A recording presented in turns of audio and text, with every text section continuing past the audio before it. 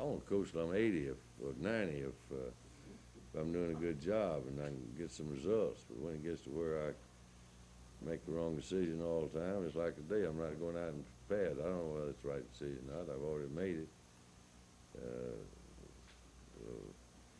I get to where I can't get them to play. 15 and 20 years ago, I get them to play. Care who they were.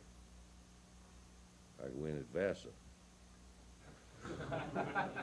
Now I get tired a little early.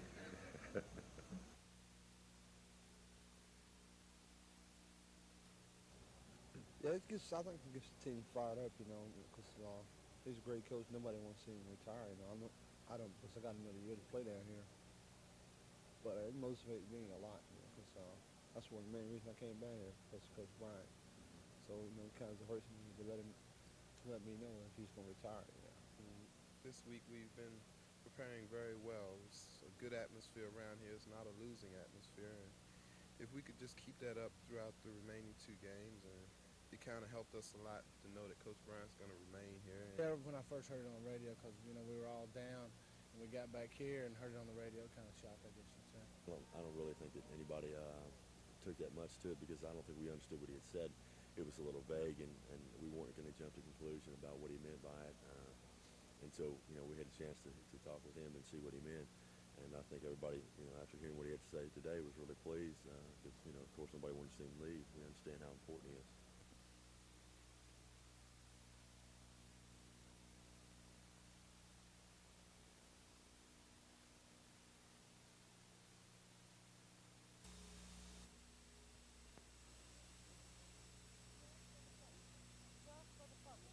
Just for the public. We urge the commissioners to give full and proper ruling of the Supreme Court. We urge the commissioners to adhere vigorously to the legislative mandate to regulate utilities companies to the generation and distribution of electricity, gas, or telephone service.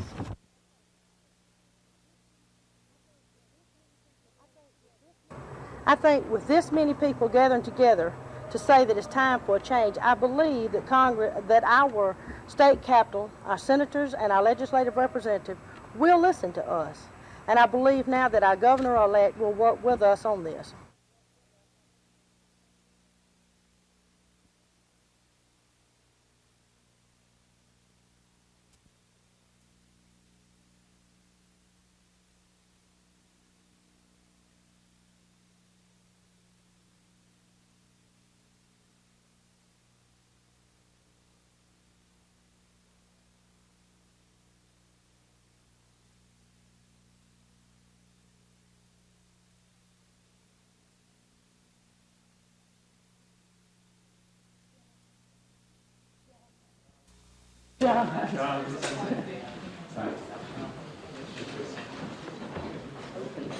Sam Earl, do you want the people to go around the room? The media. Well, because we'd like to know who's there.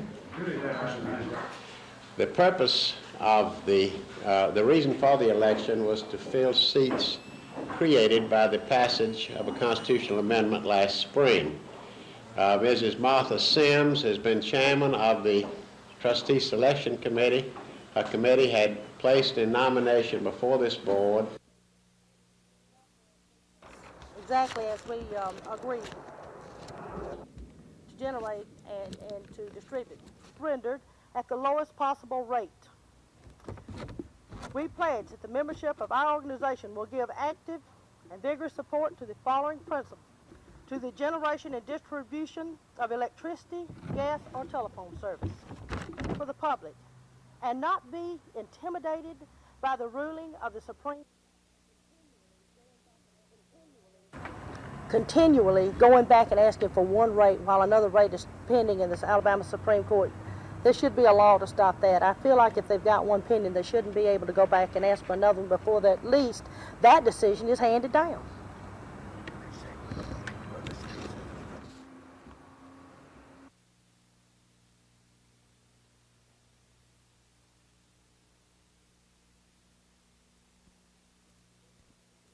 Dr. Funderburg told reporters that Auburn's problems boil down to money and a lack of communications. The university president says last week's no-confidence vote was predicted as far back as early summer.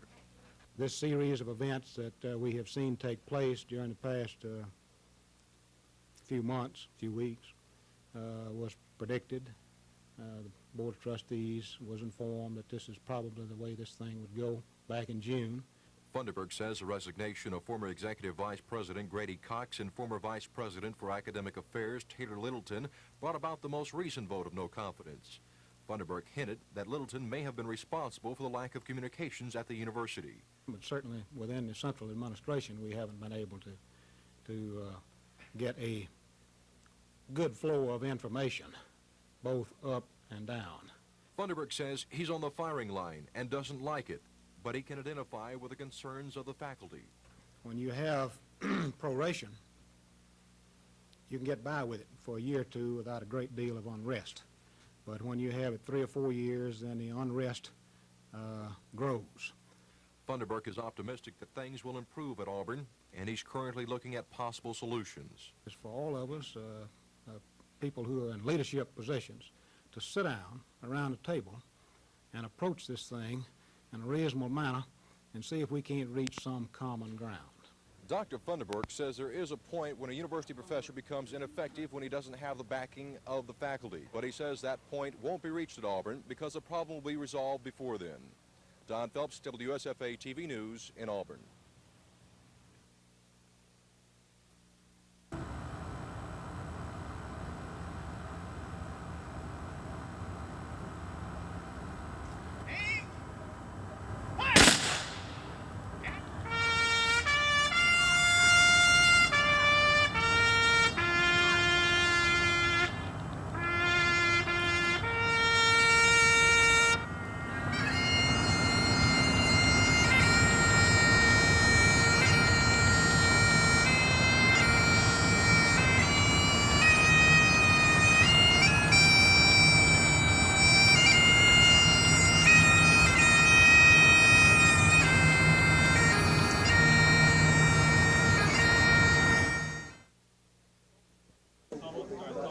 Representative Tom Drake makes no secret of his quarter-century of strong support for Governor-elect George Wallace, and he says that support will continue if he's selected by other House members as Speaker. I will act as an impartial referee on all matters, other than the governor's program, but I'm committed to see that the governor's program gets a fair hearing on the floor of the House of Representatives, and hopefully it'll pass.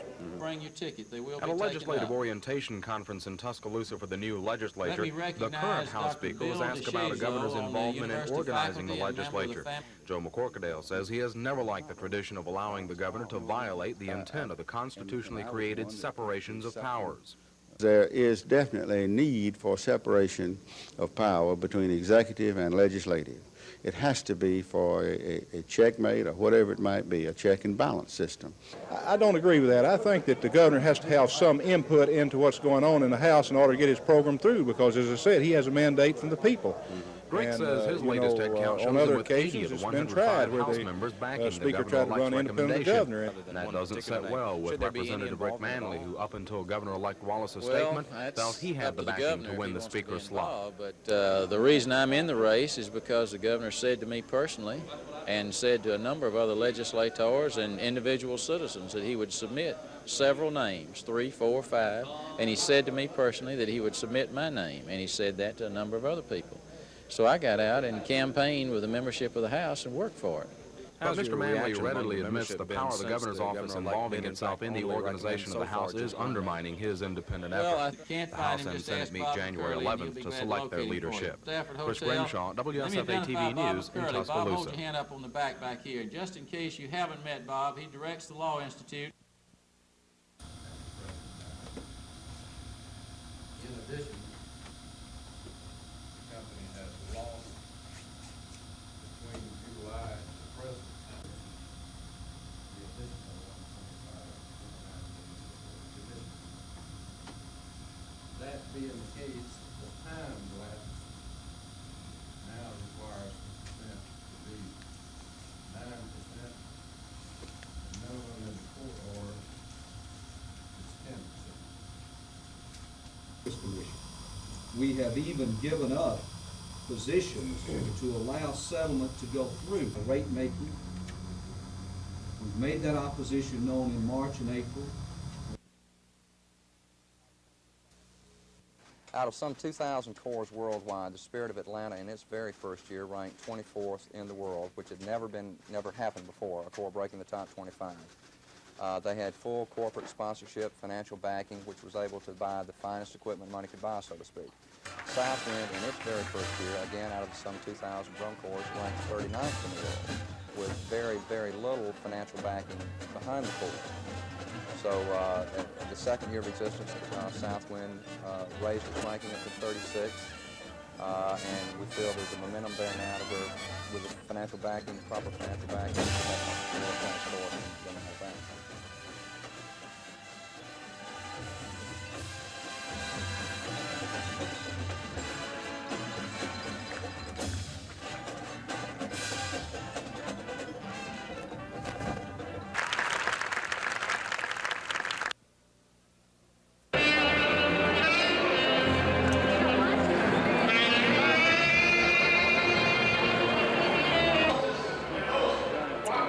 There's different tastes all over Alabama, but Montgomery leads all of them. And last year we raised $22,000, and all the proceeds go to the Alabama Boys and Girls Ranches. A lot of folks are going to go home well satisfied tonight. And if they don't get the money's worth at the Taste of Montgomery, it's their fault, because it's here tonight.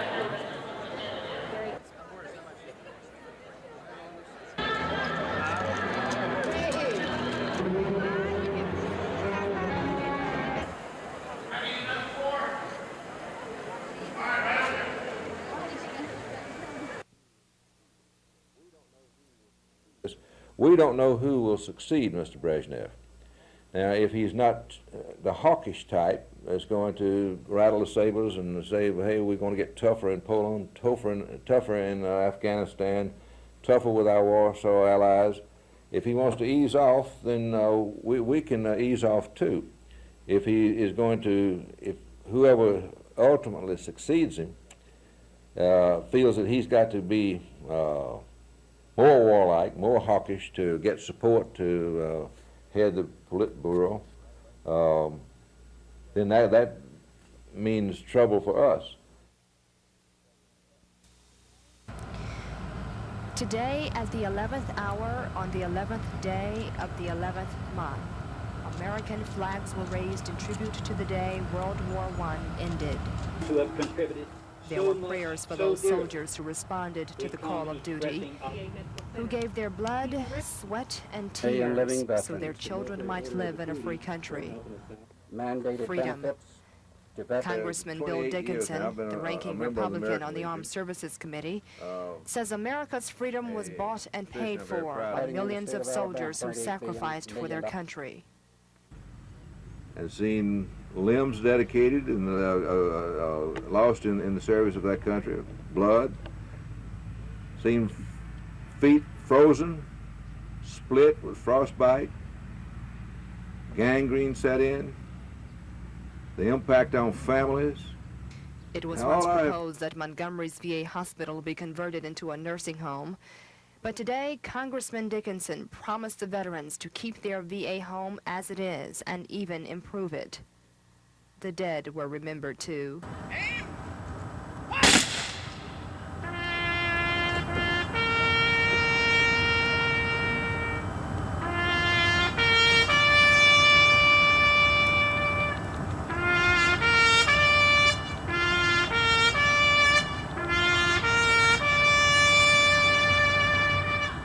It seems Veterans Day memorials come in all languages.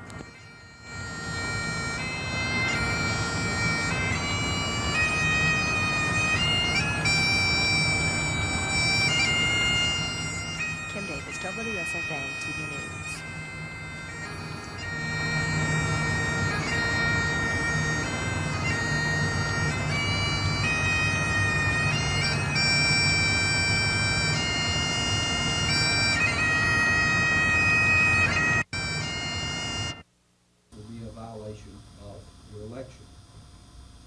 The legislature created the Public Service Commission. The scale of rates exists in the state of Alabama for years. Most uniform rates per kilowatt hour not even considering the additional 1.5%. That being the case, the time lapse now requires consent to be 9%. The minimum in the court order 15.5% on the end of the period. Using the same differential between the bottom of the range and the adjusted form, the top of the range and the adjusted form, then the range becomes. Charlie is about to take his 2-year-old mare, Pride's Gypsy Woman, into the show ring for what he later will say is the best 2-year-old mare class he's ever seen. Inside, the tall sorrel gets a slow start. The judges have to take a second look before calling her in for the final workout, though she is one of the favorites after tying 3rd in the World Championship. Charlie seems unperturbed. In the final workout, Charlie Bobo maneuvers his mare into good position, catching the judge's eye a couple of times. As expected, entry number 206, Carbon's Mystic Pride, wins the class. Is the winner. Things get a little tense as the winners are announced. Finally, with only one ribbon yet to be awarded, number 632 is called.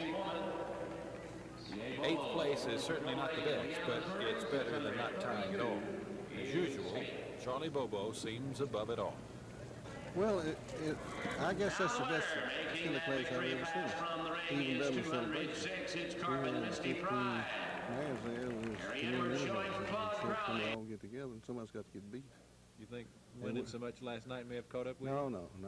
It's just that much quality in that. We've got a good mare, but we're not the only one that had a good mare. That's the whole thing. How important is pure talent in a horse in this business? It's all of it. In fact, trainers don't make horses make trainers. That's contrary to most belief, but that's a fact. You've been looking at horses for 30-some years. Can you look at a horse and tell if he's a good horse? I can tell where he's a good one or not, but as far as he'll go, I don't know how far he'll go. You can't see what's in his heart, huh? No, in fact, you might have the best and more ability than anybody. And then when you get to putting pressure on him, he might be a quitter. And so you never know till you test him all the way. You could stay with one 2, 3, and 4, and 5-year-old and then find out he's a quitter. When it really gets in where it's got to put the pressure on him. You still learning things about this business? Every day. Yes, sir. If he is going to, if whoever ultimately succeeds him feels that he's got to be more warlike, more hawkish to get support to head the Politburo,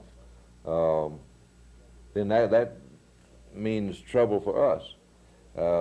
We could end the stalemate on the sanctions against the pipeline and a number of things if the Soviets would get out of Afghanistan and stop trying to subjugate the Poles. It could go either way. So nobody knows who is to succeed him and what the philosophy will be.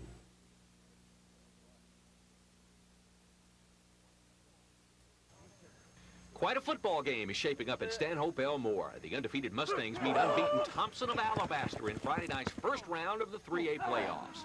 It promises to be a battle of the running backs. Andrew Gilder of Stanhope and Thompson's Arthur Johnson are considered the top college running back prospects in the state. Mustang coach Jimmy Foshee says the ingredients are there for a great contest. We definitely have to be quicker if we have a chance. Thompson's unusually large. I'm told they have 4 major college prospects on the team, 2 linemen and 2 backs. Our defense has got to play extremely well. We've played well all the year. We're small, but we're real quick. And our offensive line's going to have to block and give our backs room to run and room to run our offense. At Montgomery Academy, the Eagles face a tough challenge. In their opening game in the 1A playoffs, they must face last year's 2A semifinalist, Calera. After dropping the classification, Calera finished 8-2 this season. Their only losses coming to 3A teams. MA coach Spence McCracken realizes that the Eagles will have their work cut out very for physical. them. They probably outweigh us 25 pounds a man in offensive line, and they've got a little more team speed than we do. But we feel like we can balance that with our quickness and to be sound in the kicking game and to play the good, strong defense, and most of all, not to turn the ball over on offense. Calera's been beating people by people making mistakes inside their own 25 and 20-yard line and turning the ball over to them. They're not the kind of team that will drive the ball 80 yards on you. They're the kind of team that will beat you on the big play. So we cannot allow them to have the big play to beat them. Stanhope, Elmore, and Thompson kick it off at 7:30 tomorrow night from Millbrook. Same time for Calera at Montgomery Academy.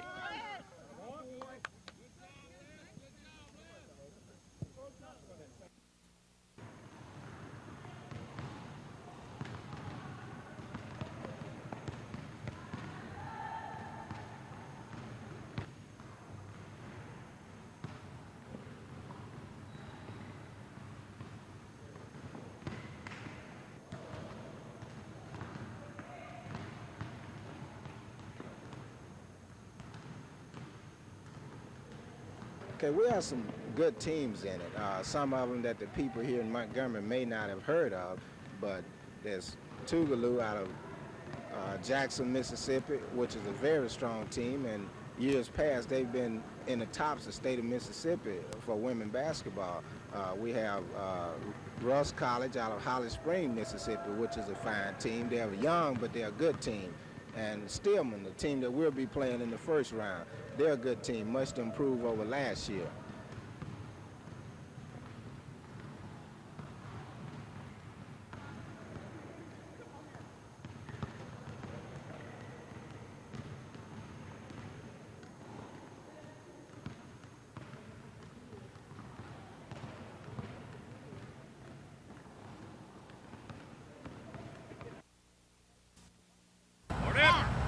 They come once a year on this 11th day of the 11th month to remember those who fought for their country.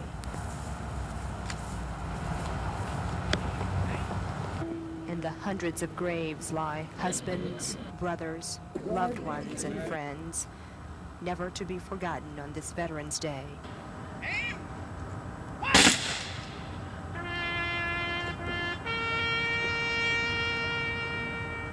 "64 years ago today, the Armistice Treaty was signed and World War I ended.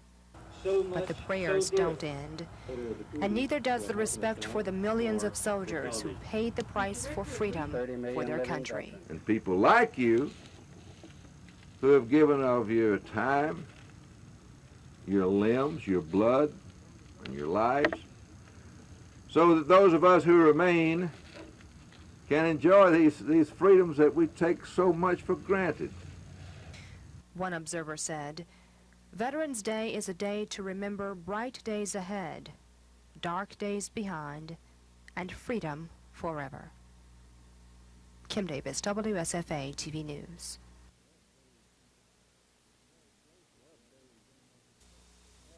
Well, the cash flow situation is going to make it such that in December and the early part of January that we're going to have to handle ourselves very carefully. If we don't handle ourselves very carefully, we could have a problem meeting payroll at that time, yes.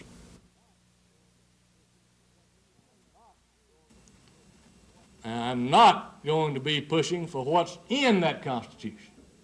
I'm going to leave that totally up to the elected members of the legislature. But I think that our Constitution is just as outmoded, or more so, than our legislative system. I think that our the feeling of confidence or lack of confidence that people have in our Constitution is just as bad as the feeling of the lack of confidence that people have in our legislative system.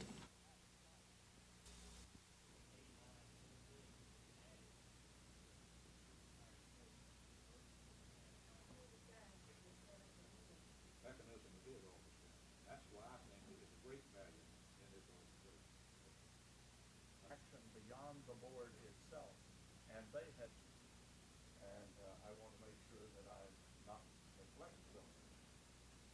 I should say that we need something like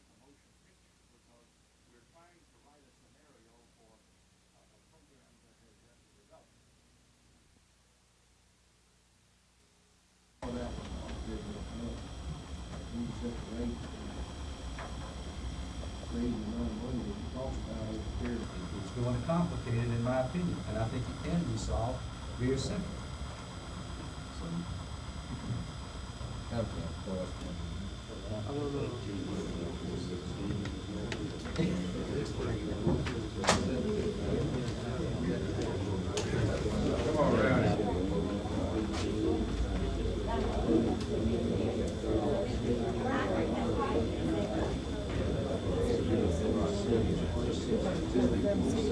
Everybody, come on.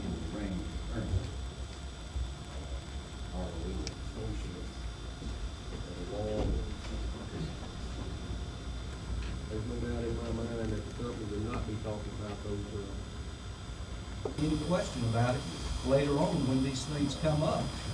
We think there are ways to avoid it. We're not arguing with the money. We're not arguing with the rate of return. We're saying this RSE concept, we think it's probably unconstitutional. Out of the confiscation. I don't have my law degree, but I think that's law. Might note too that this and we don't look for improvement on a seasonally adjusted basis in retail sales before the early part of next year. In short, it's going to be tough to get jobs. It'll be hard to hold jobs, but inflation is coming down, and we do think that the economy will be poising itself for a very sustained and prolonged recovery period beginning in about a year or so. Once the economy improves, Mr. Asom expects a reasonably long period of prosperity with low inflation and declining interest rates. He says within the next decade, the economic climate will become more service-oriented in areas like engineering and computers, with the shift away from production, manufacturing, and factory jobs. And by the year 2000, based on the labor shortage and a decline in importance in manufacturing. Kim Davis, WSFA TV News.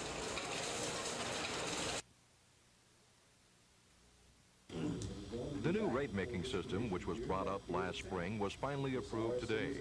The system is designed to keep rate increases low, while at the same time giving the utility financial stability.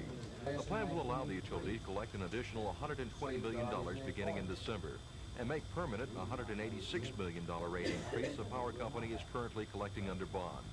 The increase should raise the amount customers pay for each 1,000 kilowatt-hours of electricity used in December by $3 to $5, depending on how the new rate schedule is drawn up. Power company officials say with small rate increases through January of 1984, the company should be in good shape and may not require any more increases for the rest of 1984. Under the plan, the power company will not be allowed to come back before the PSC for any additional increases until 1985. The maximum amount of money the power company would be allowed to collect from the rate increases through January of 1984 is $416 million. PSC President Billy Joe Camp says the new plan is making the best out of a bad situation. Mr. Camp says if the PSC followed an Alabama Supreme Court ruling handed down last week, the power company would be entitled to an immediate increase of around $400 million. Camp says today's agreement will give customers a chance to absorb small increases instead of being hit with a massive increase all at one time.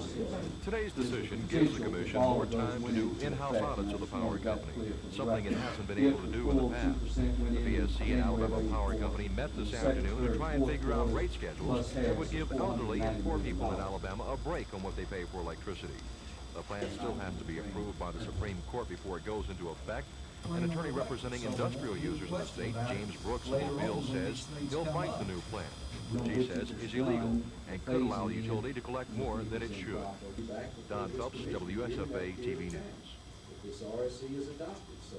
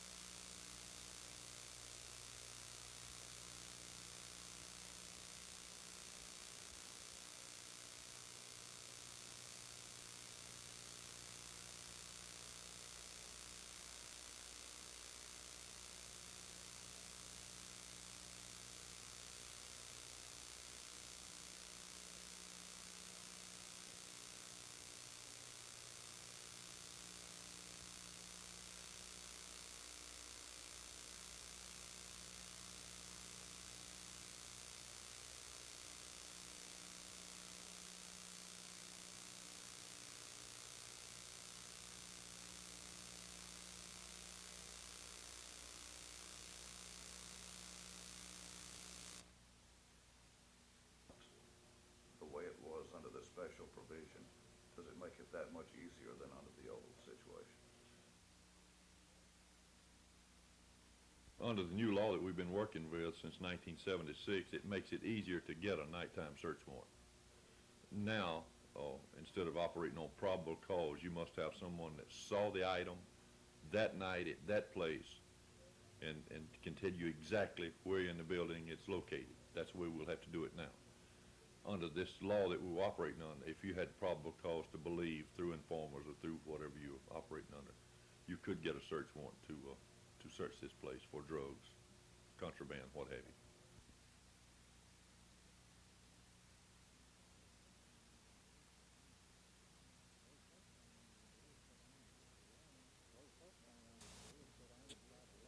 Well, the first thing I'm going to do is sit down and try to learn what the agency is, what its capabilities are, what its mission exactly is, and learn something about environmental management. I'm in no way, by any stretch of the imagination, authority on environmental management. And I've got to sit down and go to studying and do quite a bit of learning here in the next few weeks.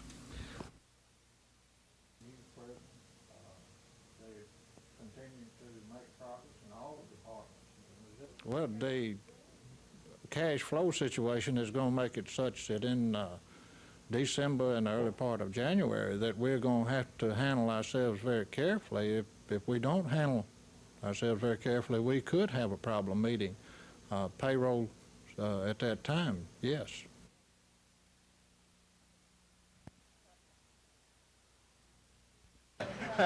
Governor-elect George Wallace has indicated he wants a low-key, low-cost inauguration. But there are some traditional inaugural activities that will still be held. The inaugural committee, made up of long-time Wallace supporters, worked on tentative plans that will have to be approved by members of the governor's staff. The inauguration ceremonies will tentatively begin with a public open house and tea at the mansion on Sunday, to be followed Monday morning with a prayer at a church service to be specified by the governor. Later Monday, the inauguration will be held on the steps of the Capitol. Seating will be arranged on the steps for about 500 constitutional officers and other invited guests. In keeping with the governor's wishes, the committee planned no parade preceding the inauguration and no ball that evening. The only other tentative major function will be an evening of musical entertainment performed by Alabamians. The inaugural committee is also planning to print about 10,000 condensed inaugural programs without advertisements, contrary to many of the governor's 3 previous inaugural activities. The committee will meet several more times before finalizing the plans.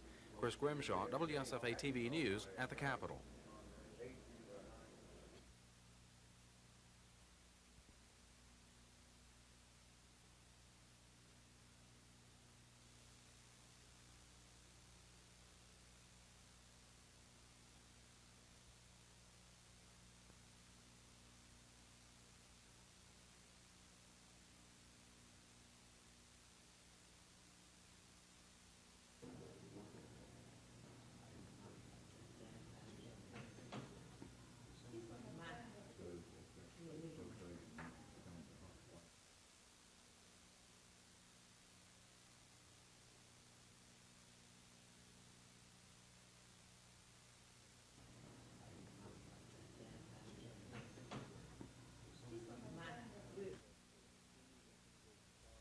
The prospects for continued interest rate declines are all in place, and we feel. He says industry and production growth is down. Unemployment, which is up, isn't expected to drop below 10% by this time next year. Who's to blame for this economic mess? That's a very good question. Everybody points the finger at everyone else. What occurred was a misreading of the economy about a year ago, thinking that it was much stronger than it actually turned out to be. And as a result, policies were put into place which unfortunately caused people to save more money rather than spend it, which brought the economy down to its low levels of today. But despite the bad news, Mr. Asim says the economic foundation has been laid for a prosperous recovery, even though the road to that recovery will be rocky. In the short term, the economy will probably decline even further from today's levels.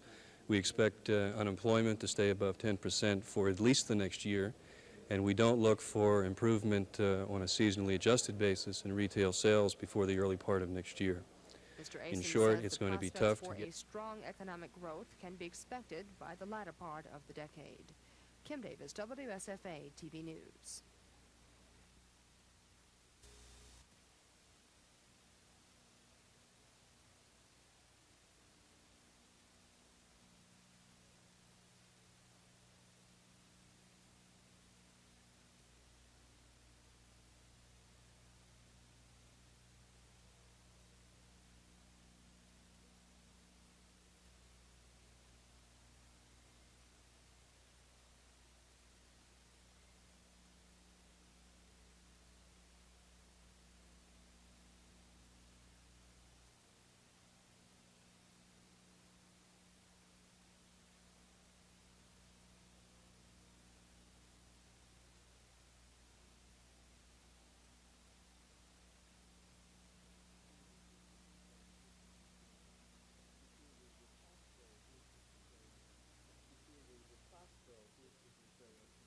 You see, the pastor whose sermon is short, who preaches between 15 and 20 minutes, is very much liked by the people.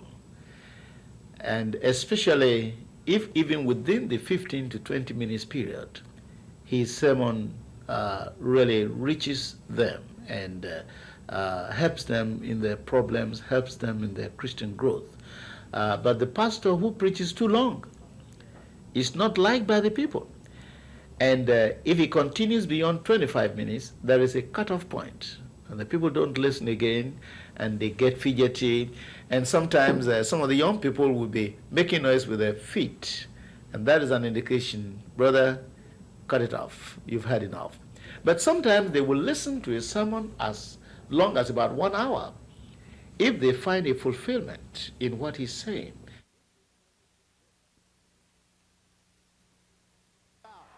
The nation's and SEC's top dog, Herschel Walker and his Georgia Bulldogs invade Jordan-Hare Stadium on the Plains tomorrow. A win over Auburn will assure Georgia of the conference title and a trip to the Sugar Bowl. But Coach Vince Dooley worries about a letdown after last week's 44-0 thrashing of Florida. Auburn is an excellent football team, as well as Florida. So I think we are preparing ourselves to play, and I hope that we can be emotionally high, though it'll be difficult after coming off of the great win over Florida. To win, Auburn must stop Herschel Walker. Unfortunately, nobody's been able to do that yet. But maybe they can slow him down by keeping the ball away from him. The best defense against Georgia, I would say, was for our offense to keep the ball as much as they can. And if we keep the ball and stay on the field as much as we can, their offense won't be on the field. And, with their offense on the field, they can score from anywhere. So with us on the field, most of the game, that beats our advantage. If Auburn could beat Georgia tomorrow, they could claim a share of the conference title, but they must get help from Mississippi State.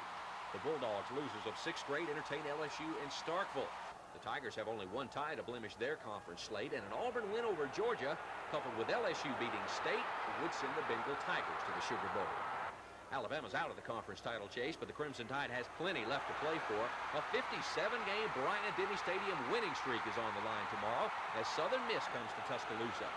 Also riding on the outcome could be a Fiesta Bowl berth for the Crimson Tide, despite the fact that Coach Bear Bryant says he isn't thinking about bowls. I haven't had a lot of talk about the bowls. We had a lot of people around until last Saturday's game. But gee whiz, we're going to have to make some decisions on that. But I'm certainly not in the frame of mind to be talking about bowls now, worrying about them either. Kickoff in Tuscaloosa for Alabama and Southern Mississippi tomorrow is 1:30. Auburn and Georgia get going on the Plains at 1 o'clock. TV12 will be at both games, and we'll have highlights on tomorrow's news. Rick Pons, WSFA TV Sports.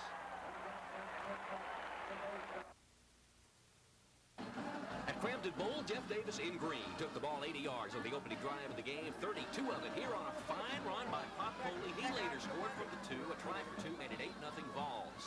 Early in the second, J.D. scored again. Quarterback Mike Turk hitting Ed Bandy on this 5-yard touchdown pass. 15-0 Jeff Davis.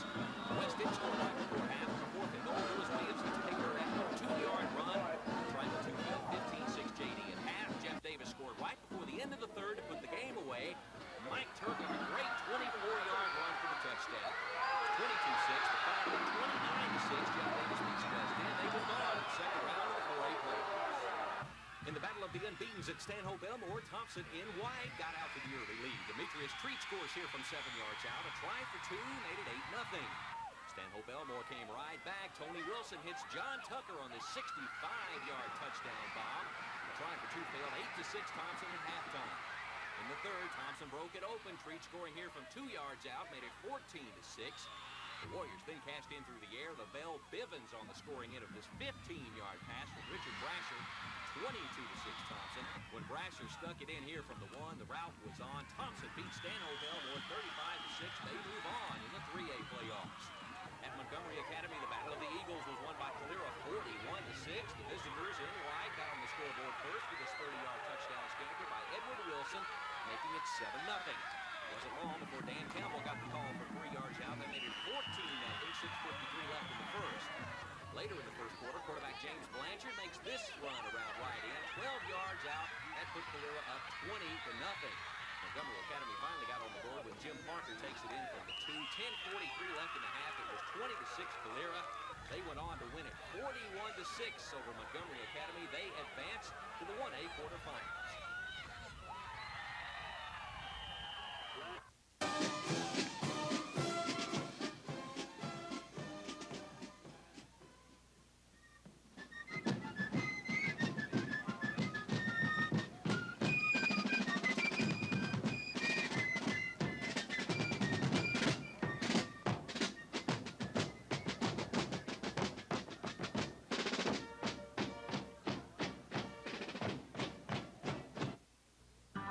They gathered in a campground a few miles north of Lynette.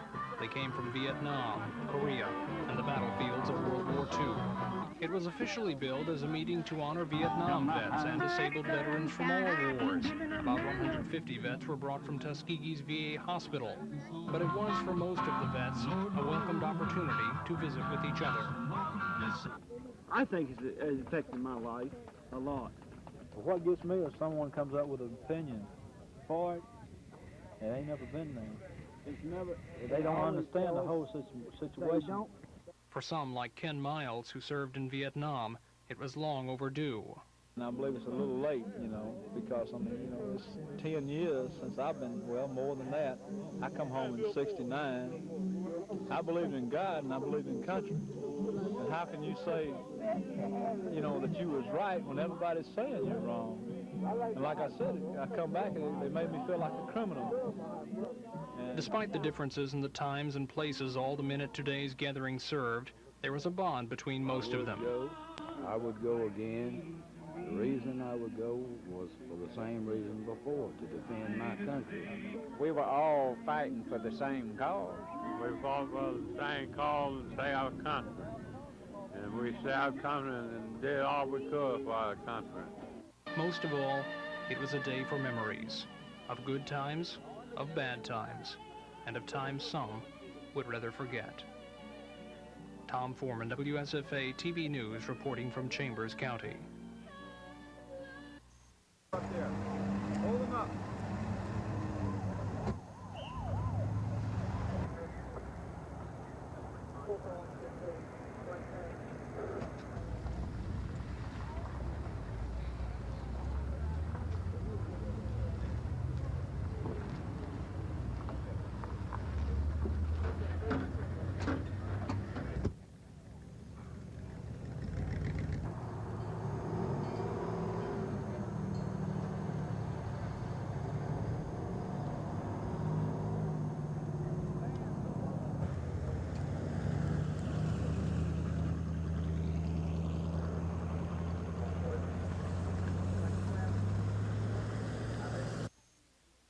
In little more than a week, Alabama Power customers will find out how hard hit their pocketbooks will be by the new increase in electric rates. But many of Alabama's older citizens can look forward to rate relief. Just as people are pushing up the thermostats, the utility has agreed to drop its basic monthly charge for about 60,000 Social Security recipients. The rest of us will pay about $2.40 more than we used to for a basic monthly charge. The Power Company and the Public Service Commission are still working on the nuts and bolts of the rate increase, but PSC President Billy Joe Camp says they have done what the state Supreme Court ordered, and that's to assure the utilities investors a return in the neighborhood of 15%. The company's financial officer, Elmer Harris, explains. Well, it's like going to the bank and they charge you, say, 15% interest, a return that we must provide the people, our stockholders that provide us money, is some return that is reasonable. Customers won't get one big rate increase. Instead, Mr. Camp says the utility has agreed to take smaller bites during the next 2 years or so. Here's the part Mr. Camp likes best. The power company can't ask the PSC for another full-scale rate increase until 1985. That gets the PSC staff out of the hearing room and into the field. We've got people that instead of being surrounding a rate table over figures that the company has been in here with, that they can be out in the field auditing the company's books, checking the company's generating plants for efficient operation, checking the nuclear plants and the construction on the Harris Hydro and other plants. According to Mr. Camp, the PSC has had to depend on outside firms to audit power company books. And with the PSC staff on the scene, he hopes to question expenditures before, not after they're made. In short, Mr. Camp says the PSC will be free to become more of a watchdog, and that may be the consumer's biggest payoff. Susan Sobernale, WSFA TV News.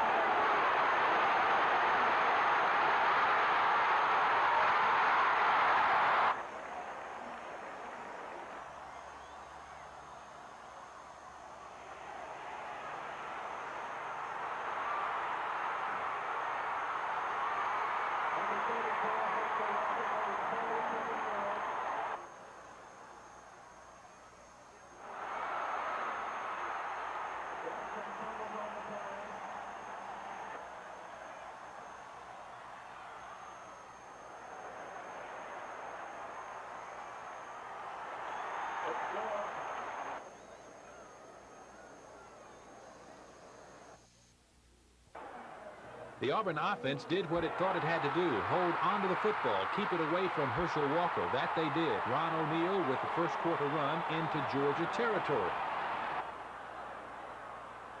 Randy Campbell, who may have had his finest day as an Auburn quarterback, throwing the strike to Chris Wood at the Georgia 10-yard line. On 3rd down and 6, Campbell with a bootleg into the end zone, giving the Tigers a 7-3 lead. But the Dogs answered quickly. Herschel Walker, who had 177 yards on 31 carries, got a big chunk of it on this 41-yard touchdown run, his longest of the year. 10-7 Georgia's second quarter. They made it 13-7 on a 50-yard Kevin Butler field goal. Auburn's bid for the go-ahead touchdown just before half failed when Campbell tossed to Pat Washington, who lobbed downfield to Mike Edwards. His tip was just beyond the reach of Bo Jackson. It would have been a touchdown. After holding Walker and the Dogs in check in the third, Lionel James electrified the sellout crowd with this 87-yard touchdown run opening of the fourth quarter. Like true champions, the Dogs went 80 yards in 13 plays to answer. Walker the final 3. Georgia 19, Auburn 13 after a try for 2 failed. Auburn then staged a gallant last-ditch drive. Jackson running for 17. Campbell on 3rd and 11, drilling Mike Edwards to keep the 13-play drive going. The Dogs blitzed Auburn in the final 3 plays of the drive, and they made it pay, sacking Campbell for a 9-yard loss here. And forcing the do-or-die 4th down shot into the end zone. Georgia hung on for the 1914 win, the Southeastern Conference title, and their 3rd straight trip to the Sugar Bowl. This is Phil Snow reporting from Auburn.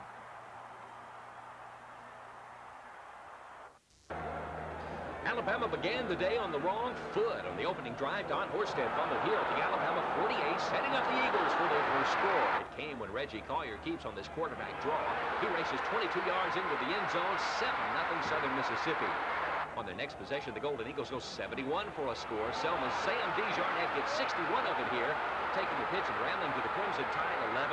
Desjardins took it in from there. It was 14-0. Alabama then scored when Walter Lewis rolls left here under heavy pressure. He finds Joe Carter open in the flat. It'll go 33 yards for a touchdown. That made it 14-7 Southern Miss, 6:42 left in the first. But the Golden Eagles roared right back, taking it on an 83-yard scoring drive. Collier gets the final 8 on the keeper, 21-7 Southern after the first. They didn't let up in the second either. Collier again hits pay dirt on this 3-yard run around left end. It capped a 55-yard drive, 28-7. Ken Coley got Bama a touchdown right before half. He takes the Tide 80 yards, 21 of it on this reverse to Jesse Bendrose. Craig Turner later scored 28-14 Southern at halftime. But disaster hit Alabama again at the start of the second half. First play from scrimmage, Ricky Moore fumbles. Southern recovers at the 21. Desjardins later scored from the 3. It was 35-14. Alabama again fought back. Joey Jones sets up a score, taking this kickoff in at his own 7. After making the bobble, he picks it up and proceeds upfield 50 yards to the Southern Mississippi 43. Craig Turner later scored, and a 2-point conversion made it 35-22. After the Tide defense stiffened, they appeared to be taking control of the game. Paul Carruth scores here from 4 yards out. It was 35-29, 13:59 left in the game. But Collier and company would not be denied. They drove for a field goal to make it 38-29, then held off this final Alabama charge when Carruth fumbles here at his own 4. Southern Miss upsets Alabama. The final from Tuscaloosa, 38-29.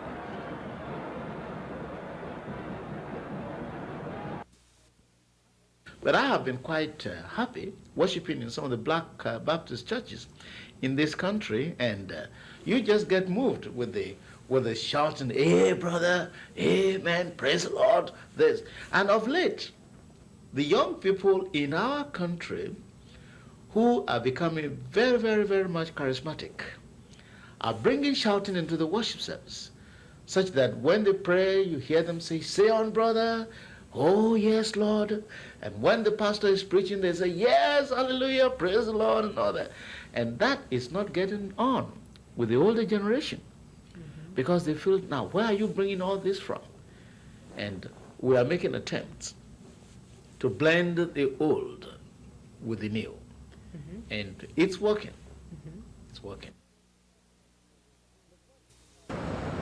The question the council must deal with Tuesday is which of 2 state laws govern special elections like the one needed to fill the empty seat for District 8.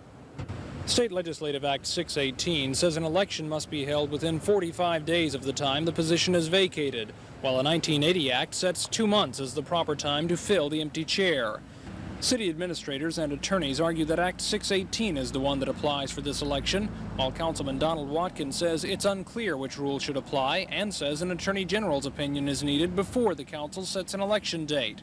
Last week, Mr. Watkins blocked a move for a December 14th election by refusing to vote to consider the matter. That automatically tabled the measure for 1 week. Mr. Watkins came under fire from Mayor Emery Falmer and Councilwoman Elise Reynolds for, quote, grandstanding.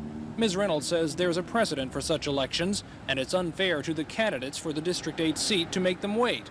And she says it's just as unfair to the people of the city, who should have a full council. But even when the election date is set, there may still be some arguing about whether the new council person should come from the old District 8 or the new district as outlined in the citywide redistricting plan. That plan is currently being challenged in court. Tom Foreman, WSFA TV News. Been used as a political football by Tip O'Neill and company to scare the voters and to say, hey, Reagan wants to gut the Social Security program. Now, this is just simply not so. Congressman Bill Dickinson says Social Security is such a hot potato, the Democrats put the issue off until after the November general elections and will apparently keep it from reaching the House floor during the lame duck session as well. Mr. Dickinson doesn't look for a major legislative debate on Social Security until the first part of 1983. Like a preliminary to the main event, the National Commission on Social Security Reform met this week, but the bipartisan group ran as short on recommendations for Congress and the President as the Social Security system has run short on money. The committee agreed only that the system will run $150 to $200 billion in the red over the next 7 years. The committee members are still debating the pros and cons of bringing now exempt federal workers into the system and speeding up payroll tax increases. Congressman Dickinson doesn't think either one will be enough to shore up Social Security. You can't raise the tax much more to the people paying it, to the employer and employee. It's gotten up to the point where more people are paying Social Security tax than they are income tax. You reach a point where it's self-defeating. You can't bring in many more people to keep all the balls in the air because most of the people that can be included already are included. Mr. Dickinson argues that Congress has increased benefits generously without bothering to provide adequate means to pay for them, and says it's time to cut off a few limbs. They have used Social Security as a Christmas tree, and everybody who wants to gain votes and popularity back home puts votes for more things to go on it to the point where the trees are falling. And you got to get some of this stuff off of there so that the basic Social Security program is viable and will sustain itself. Susan Silvernail, WSFA TV News. In a lame duck session so that you could get votes of people who weren't going to be back. We civil service retirees, both of us, and ours is pretty much self-sustaining, but it's not used for anything but retirement. And I think that's what they'd have to do for Social Security before it'll ever be solvent. After all, when it started out, it wasn't for students, it wasn't for 4 and 5 wives and children and ex-children, stepchildren and things of that sort. And school, there's thousands, millions of dollars that's gone to schools, students that should have come under another program. We'll have to make arrangements to continue, not only for the old folks now, but for younger folks coming along. So let's leave it alone and continue it as it is. Cut down in the waste of some of the things, activities going on at the Capitol, and some of the congressmen and way of wasting our money so that there will be more money put in and could be used for Social Security and to helping the handicapped. And I don't know what they should do, but I think elderly people that have put their money in Social Security, it belongs to them and it shouldn't be taken away from them. Well, I think if you take some of these giveaway programs, you could take it off of Social Security and have a program of their own. I don't know but one way, and that is to have to raise the age limit, and then there would have to be more taxes.